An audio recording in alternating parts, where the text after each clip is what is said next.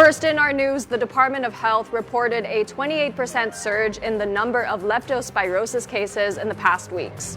In San Lazaro Hospital, for example, over 100 leptospirosis patients are currently admitted.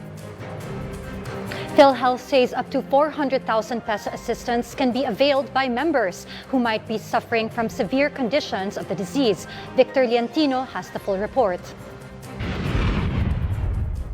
Kyra's brother has been in the hospital for more than 5 days now.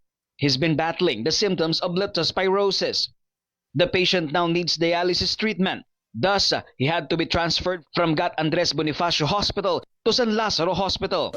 Naligo po silang ulan, tapos nagtatakbo po sila dun sa loob. Hindi po siya makaihi.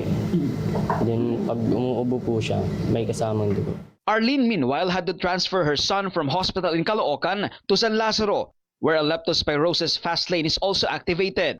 Mabilis po sir ang usad po ng yung pila. Wala naman pong problema. Including Kyra and Arlene's patient, 135 individuals are now admitted in San Lazaro due to leptospirosis. Medyo puno na kami, gumawa kami ng paraan, nanghiram kami ng cot beds para madamihan namin ang pwedeng ma-admit sa San Lazaro Hospital.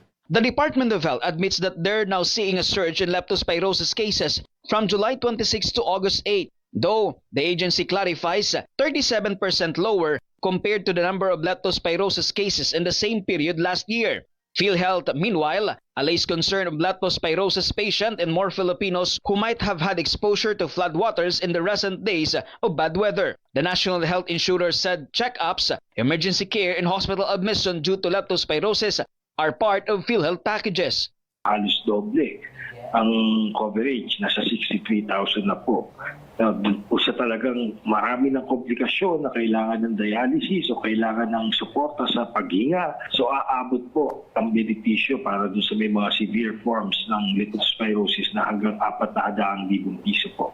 PhilHealth even added that up to 400,000 pesos may be used by a patient who suffers from severe leptospirosis condition. The agency also vowed to have more streamlined processes for the welfare of their beneficiaries and for the claims of their partners' health providers. Victor Liantino, IBC News.